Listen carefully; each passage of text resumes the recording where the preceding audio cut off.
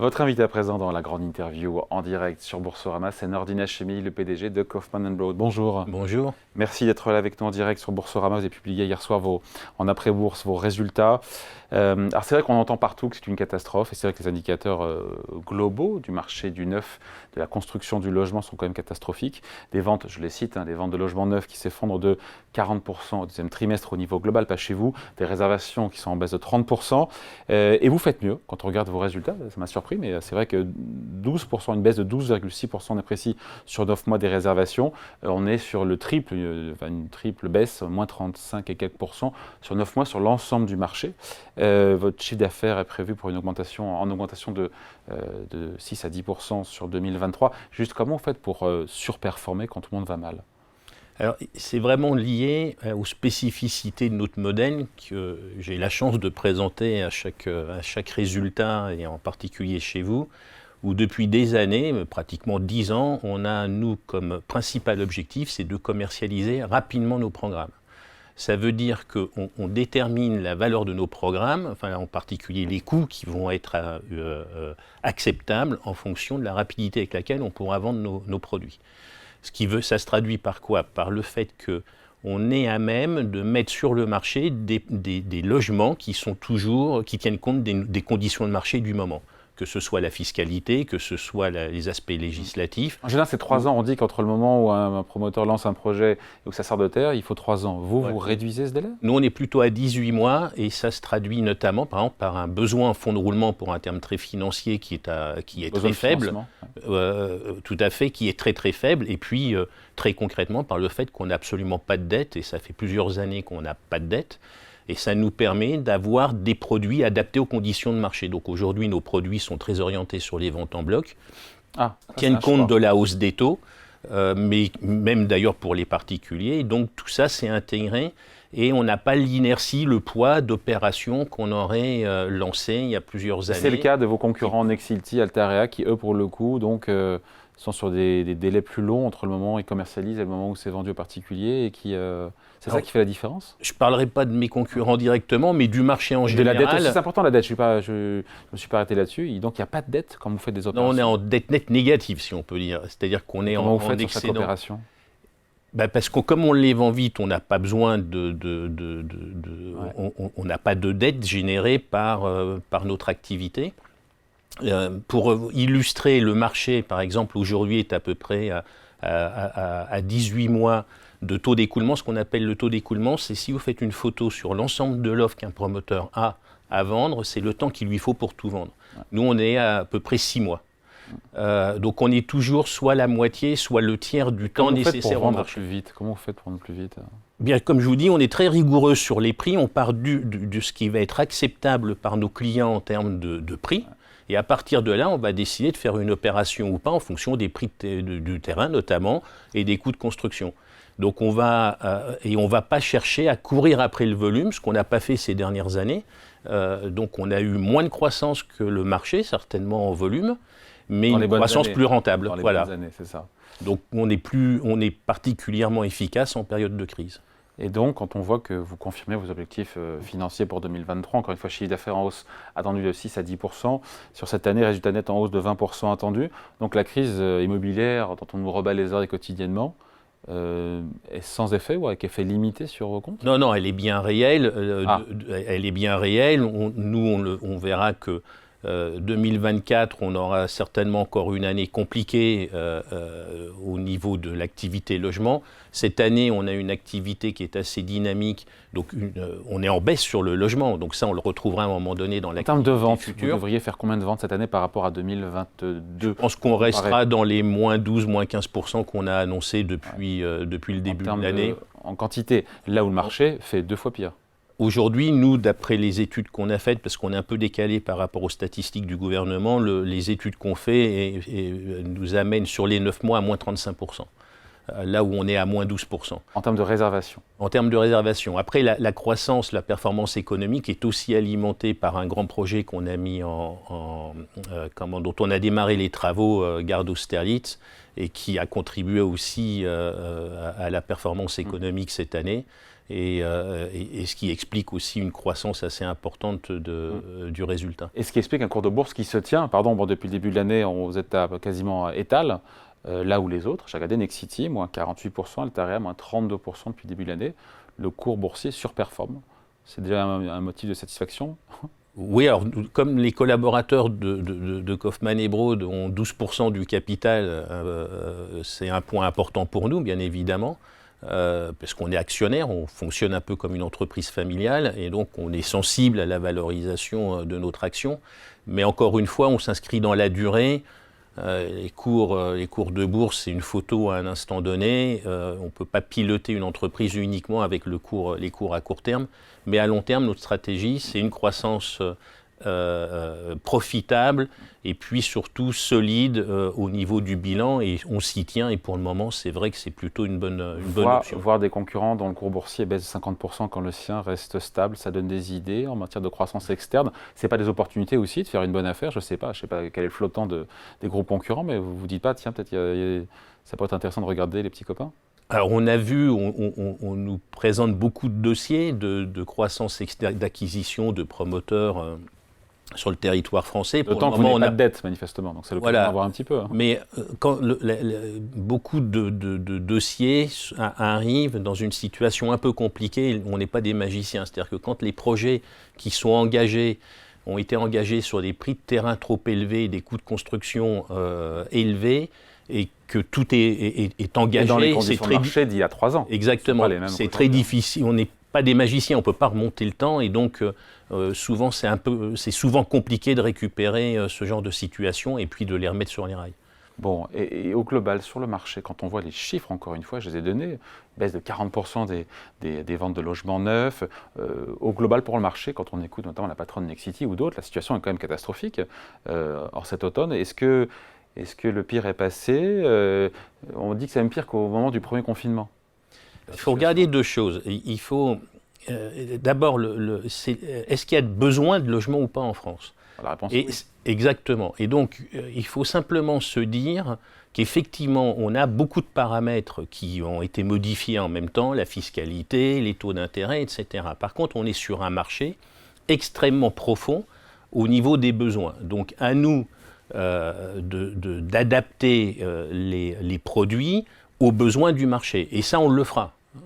Donc, ensuite de ça, ce qui est un peu gênant, c'est qu'on s'est retrouvé avec, entre la BCE d'un côté et le gouvernement de l'autre, à avoir appuyé absolument sur tous les boutons en même temps. Sur tous les freins, en l'occurrence. Voilà, plutôt des freins. Mais j'avais pris comme exemple, c'est un peu comme être dans un avion qui est en train d'atterrir et puis vous avez tous les passagers en train d'appuyer sur les boutons.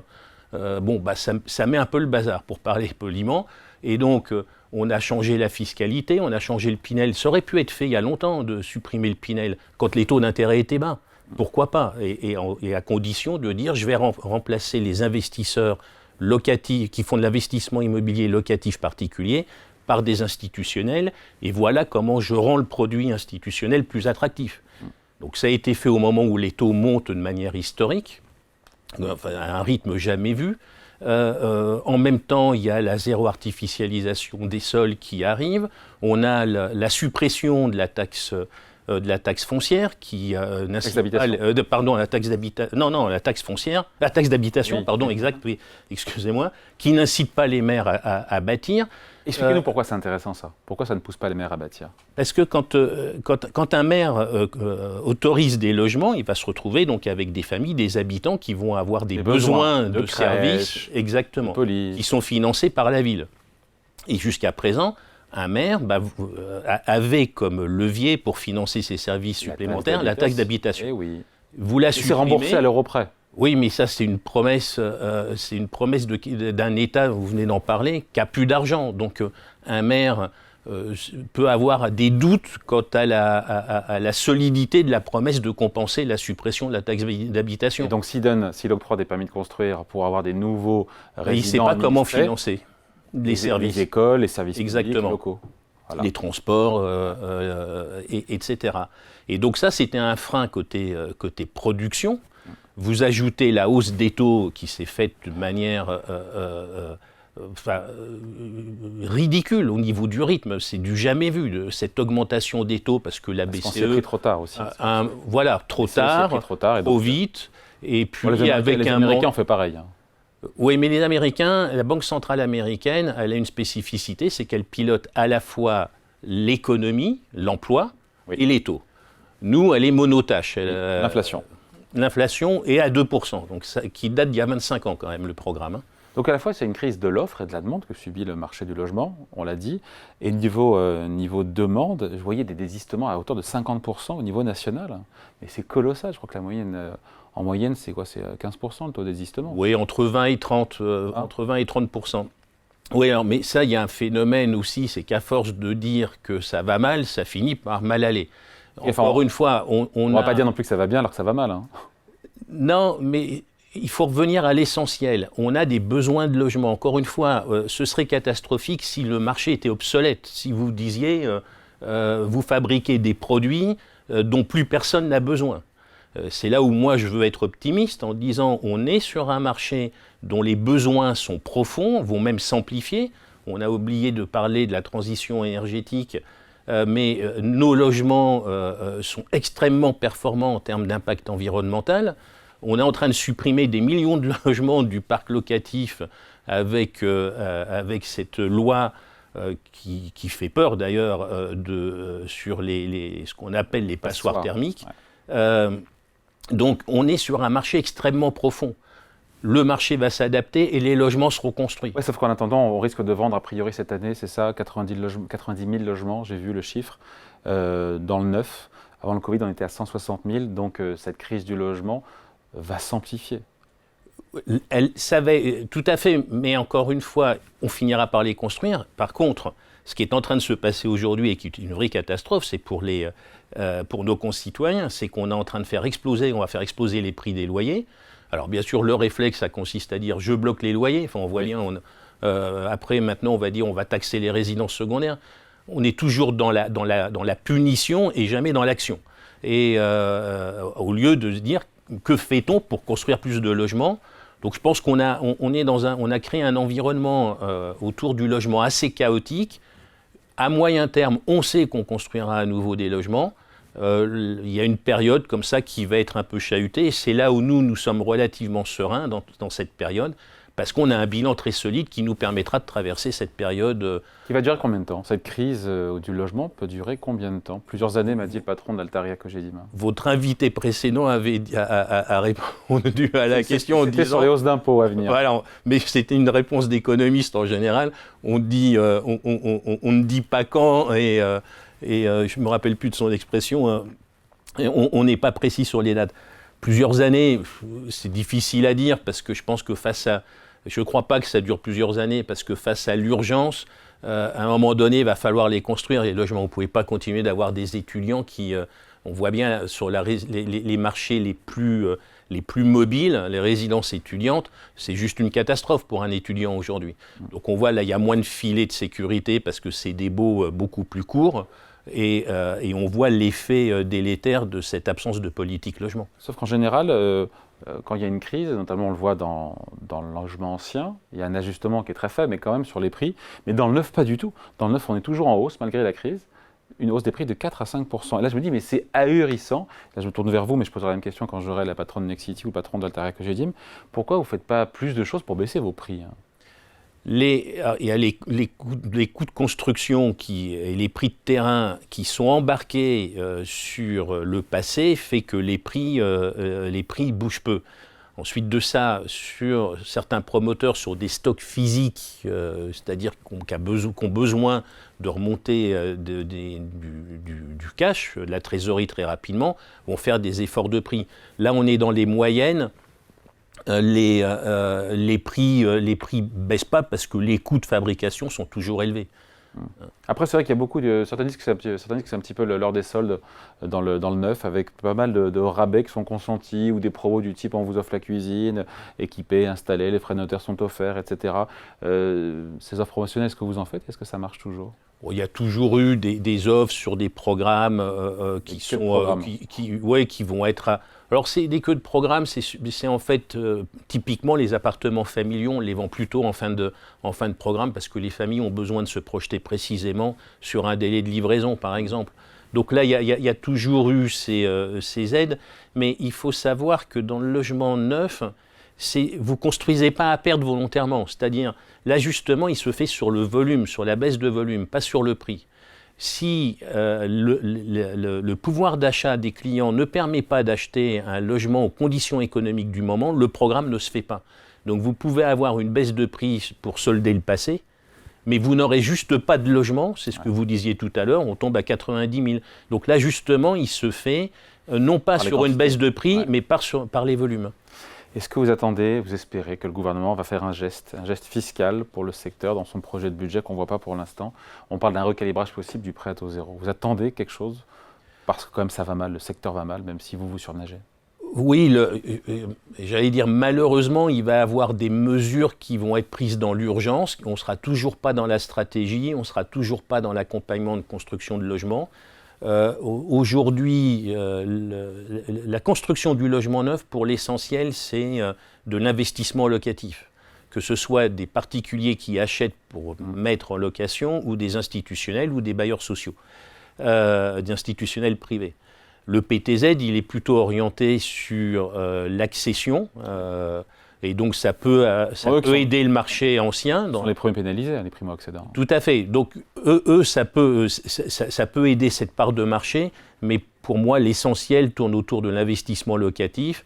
S'il y a disparition du Pinel, il faut impérativement qu'il y ait un accompagnement des institutionnels pour donner de l'attractivité à l'investissement immobilier locatif neuf par les institutionnels. Bon, Nordine Hachemi, on va se quitter là-dessus. Juste, de par votre modèle d'affaires, vous continuerez donc, Kaufman & Broad, à surperformer le marché en matière de promotion immobilière? On l'espère. C'est pas une garantie, mais non mais... On a une manière de travailler qui est différente, qu'on assume depuis plusieurs années, qui n'a pas été simple à expliquer nécessairement ces dernières années, mais dont on voit l'intérêt dans le marché et le contexte actuel. Allez, merci pour cet entretien. Nordine Hachemi, le PDG de Kaufman & Broad, entretien direct à retrouver en replay dès 14h. Merci à vous. Merci.